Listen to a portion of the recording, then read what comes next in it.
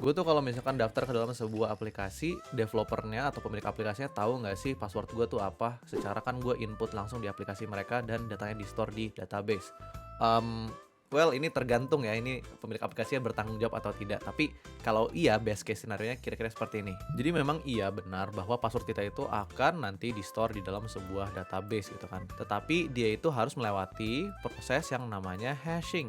Nah, apa sih itu hashing? Hashing ini pada dasarnya adalah sebuah proses untuk mengubah data menjadi bentuk yang nggak bisa dibaca oleh manusia gitu. Mungkin kalian lebih familiar dengan term enkripsi. Kayak misalkan kita menggunakan sebuah sandi gitu, sebuah kode untuk mengubah satu data menjadi bentuk yang lain supaya nggak dikenalin bentuk awalnya itu seperti apa. Cuma ada sedikit perbedaan antara hashing dan enkripsi. Kalau enkripsi, dia itu sifatnya two way. Jadi setelah dia diubah menjadi bentuk yang nggak jelasnya, dia itu masih bisa dikembalikan menjadi bentuk yang semula. Tetapi kalau hashing, dia itu sifatnya one way. Yang artinya setelah dia diubah, dia tidak bisa dikembalikan menjadi original formnya. Misalkan gini, lu punya sebuah password yang isinya kayak gini lah, password 123. Nah ini kalau kita hash, kira-kira bentuknya jadi seperti ini. Untuk tools yang gue gunakan di sini, gue menggunakan Bcrypt. Nah sekarang kalau kalian lihat, ini kan bentuk password 123 ini udah nggak bisa kita baca lagi ya setelah kita hash. Nah ini hashnya ini kita tidak bisa kembalikan ke bentuk yang semula. Ini panahnya kenapa gini? Jadi pemilik aplikasinya itu hanya ngelihat bagian ininya doang setelah di hash.